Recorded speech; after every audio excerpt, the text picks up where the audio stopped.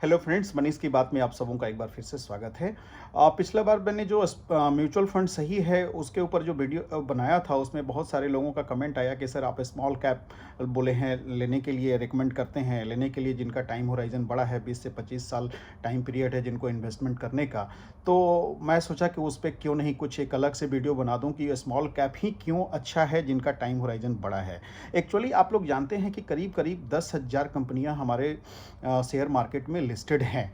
जो अच्छी कंपनियां हैं जो 10,000 उनकी संख्या है, उसमें से जो टॉप 100 कंपनियां हैं उनको लार्ज कैप बोलते हैं, जिनका मार्केट साइज 50,000 करोड़ से 1 लाख करोड़, 1 लाख करोड़ से ऊपर का साइज है, तो वो 100 ही हैं। और उसके बाद मिड कैप कंपनियों की संख्या आती है जो 100 से 200 के बीच में है। तो टॉप आप 300 कंपनियों को हटा दें तो बाकी के जो 7,500 या बोल सकते हैं कि 8,000 कंपनियां हैं वो स्मॉल कैप हैं। तो एक तो स्मॉल कैप कंपनियों की संख्या बहुत है, जिसमें हमारे फंड मैनेजर को एक लिबर्टी होती है कि उन 8,000 कंपनियों में वो अच्छी कंपनी को चुन सकते हैं। और समझिए कि लार्ज कैप की संख्या सिर्फ 100 है या 150 है, तो 150 में आपको 50 कंपनियों को चुनना हो तो कितना मुश्किल है। वही अगर 7,500 से 8,000 कंपनियों में से आपको 50 कंपनी चुनना हो तो आपके पास बहुत बड़ा नंबर है जिसमें आप आसानी से अच्छी कंपनियों का सिलेक्शन कर सकते हैं।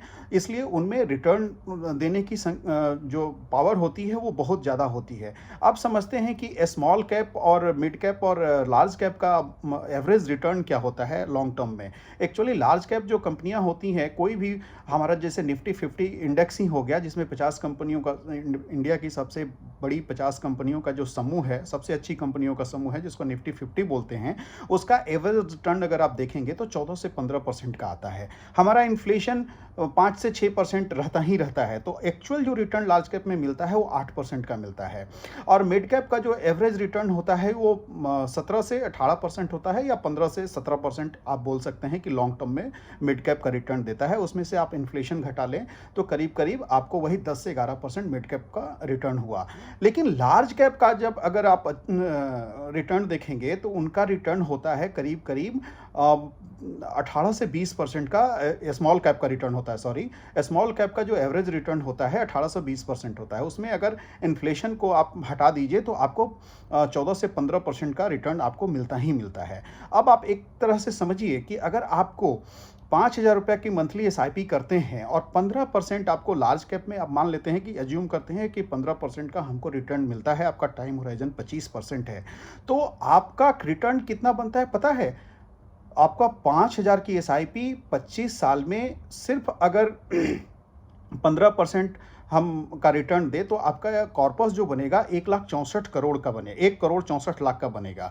और वही अगर 17% का रिटर्न हो जाए तो आपका जो 5,000 की SIP 25 साल में 2,40,00,000 का फंड जनरेट करता है। और वही अगर रिटर्न हम 20% कर दें, जो स्मॉल कैप में एज्यूम हम लोग करते हैं कि 20% 25 साल में मिलेगा ही मिलेगा, तो उसका जो कॉर्पस अमाउंट होता है 4.3 CR होता है, 4,30,00,000 का कॉर्पस बन जाता है। तो आप देख सकते हैं कि 15% के रिटर्न में और कहाँ 20% या 17% में कितना का अंतर हो जाता है। 2% अगर रिटर्न आपका बढ़ जाता है तो आपका जो कॉर्पस अमाउंट डबल हो जाता है। और अगर आपका 5% रेट ऑफ रिटर्न बढ़ जाता है तो आपका कॉर्पस अमाउंट 3 गुना बढ़ जाता है। तो आप इससे पता चलता है कि स्मॉल कैप कंपनियों में ही SIP करने में फ़ायदा है अगर आपका टाइम होराइजन 20 से 25 साल का है, तो जो कि ईजिली 20% की रिटर्न देती हैं। अब ये रिटर्न बनता कैसे है, तो आपको मैं बताऊं कि ये रिटर्न कंपाउंडिंग से बनता है। जैसे अगर आप 5,000 की आप SIP शुरू करते हैं तो उसका जो इनिशियल ऑफर होता है, जो NFO आता है, उसमें 1 यूनिट की जो NAV होती है वो 10 रुपये की होती है। मान लेते हैं कि हम 10 रुपये के NAV से हम स्टार्ट किए किसी फंड में, तो हम 5,000 की SIP कर रहे हैं तो हमें 500 यूनिट मिलेगी पर मंथ। हम 500 यूनिट एक्यूमुलेट कर रहे हैं, वो कभी बढ़ेगा कभी घटेगा मार्केट के हिसाब से, तो आपका यूनिट एक्यूमुलेट होता जाएगा। सपोज कीजिए कि 20 साल 25 साल के बाद जो वो 10 रुपये NAV था वो 200 रुपये की NAV हो गया या 250 रुपये की NAV हो गया, तो उसकी वैल्यू कितनी हो जाएगी? उसकी 5,000 जो आपने इनिशियल इन्वेस्ट किया ना, जो फर्स्ट मंथ में इन्वेस्ट किया 5,000, वो 5,000 का जो वैल्यू होगा, वो अगर ₹200 पर यूनिट एनएवी हो गया तो उसकी कीमत 1 लाख रुपया हो जाएगी। समझिए कि 5,000 आपका 20 गुना बढ़ गया, 1 लाख हो गया। तो ये कंपाउंडिंग से ही होता है। कंपाउंडिंग हर महीने अब होता है। कंपाउंडिंग कैसे काम करती है कि जैसे मान लीजिए कि आपने 5,000 रुपया लगाया और वो 1 महीना में उसने 10% का रिटर्न दिया, तो आपको कितना बढ़ा? 50 रुपीज़ बढ़ा। तो अब 5,050 रुपया पे आपका वो काउंट होगा। 5,050 रुपये पे अगले महीना अगर कुछ रिटर्न मिलता है, कुछ कंपनी रिटर्न देती है, तो उस पर कैलकुलेट होगा। सो ऑन कि आपको जैसे जैसे आपका प्रिंसिपल अमाउंट और इंटरेस्ट अमाउंट जो जुटता जाता है, उसके ऊपर आपकी प्रिंसिपल वैल्यू बढ़ती जाती है, उसके ऊपर रिटर्न मिलता है। तो कंपाउंडिंग इस तरह से काम करती है। तो कंपाउंडिंग को अल्बर्ट आइंस्टीन ने ऐसे ही आठवां आश्चर्य नहीं कहा था। जैसे आप किसी दोस्त को पैसा देते हैं, तो उससे क्या बोलते हैं कि हमें सिंपल इंटरेस्ट चाहिए या कंपाउंड इंटरेस्ट। तो कंपाउंड इंटरेस्ट आप भले मांगे या ना माने, मान लीजिए कि कोई अगर उसी का बिजनेस कर रहा हो, पैसे दे रहा हो, उधार पे लोन दे रहा हो, उसी का बिजनेस कर रहा हो, तो वो लोग कंपाउंडिंग इंटरेस्ट से पैसा लेते हैं। तो ये बहुत ही मतलब जो कंपाउंडिंग का जो इफेक्ट होता है ना, बहुत ज़बरदस्त इफेक्ट होता है। आप एक एक्सरसाइज कीजिएगा, मैं आपको बताता हूँ, बहुत फेमस एक्सरसाइज है और लोग इसको जानते भी होंगे कि जैसे आप किसी को बोलिए कि ठीक है, आप मुझे पर डे कोई भी अमाउंट दे रहे हो, जैसे आज 1 रुपया दो तो कल मुझे 2 रुपया देना, परसों मुझे 4 रुपया देना, उसके बाद मुझे 16 रुपये, जस्ट डबल करते जाना जो अमाउंट हमको दे रहे हो। उसको 2-4 दिन आपको समझ भी नहीं आएगा कि वो कितना पैसा, आपको बहुत छोटा अमाउंट लगेगा उसको देने में, लेकिन वो मतलब 30 दिन अगर ऐसा कर नहीं पाएगा, वैसे तो कोई कर नहीं पाएगा, 30 दिन आते आते उसको 53 करोड़ रुपया उसको आपको देना पड़ेगा। ऐसा कंपाउंडिंग काम करता है।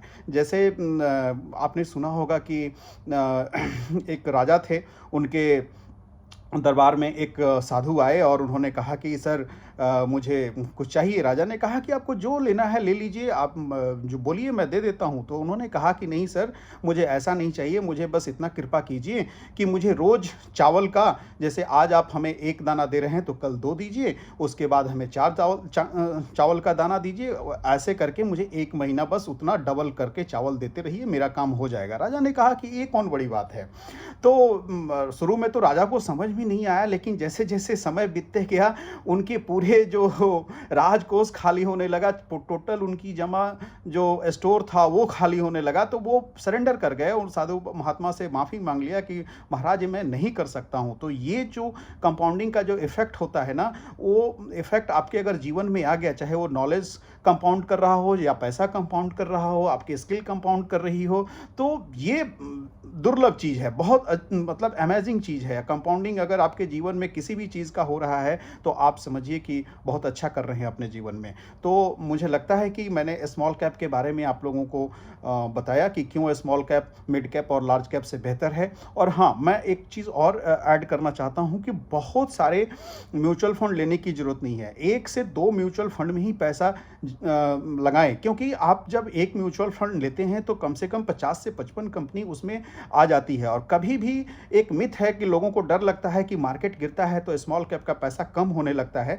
तो मार्केट का ये स्वभाव है, मार्केट गिरेगा बढ़ेगा, गिरेगा बढ़ेगा, आपकी वैल्यू कम होगी, लेकिन अल्टीमेटली वो कंपाउंडिंग का इफेक्ट दिखेगा और 20 से 25 साल में आपको एक बड़ा कॉर्पस तैयार हो जाएगा। और म्यूचुअल फंड में कभी भी पैसा डूबता नहीं है, क्योंकि आप एक कंपनी में पैसा नहीं लगाते हैं। अगर आप इंडिविजुअली स्टॉक में पैसा लगाते हैं तो मे बी कि वो कंपनी जीरो हो जाए, आपका पैसा जीरो हो जाए, लेकिन म्यूचुअल फंड में पैसा आपका कभी जीरो नहीं होगा, क्योंकि वो एक कंपनी में पैसा लगता ही नहीं है। 50 से 55 कंपनी में या 100 कंपनियों में पैसा लगता है, तो आपका पैसा जीरो होने के लिए वो पूरी 50 से 100 कंपनियों को जीरो होना पड़ेगा। ये संभव नहीं है कि एक साथ 50 से 100 कंपनी आपकी जीरो हो जाए। इसलिए म्यूचुअल फंड बहुत ही सेफ है, आपको एकदम डरने की जरूरत नहीं है। आप अपने इन्वेस्टमेंट जर्नी को जितना जल्दी हो उतना जल्दी स्टार्ट करें और अपने कंपाउंडिंग का फ़ायदा उठाएं और फाइनेंशियल फ्रीडम को जल्दी हासिल करें। तो मुझे लगता है कि मैंने स्मॉल कैप के ऊपर थोड़ा सा प्रकाश डाला है, आप लोगों के डाउट्स क्लियर हो गए होंगे। अगर फिर भी कोई डाउट्स रहा हो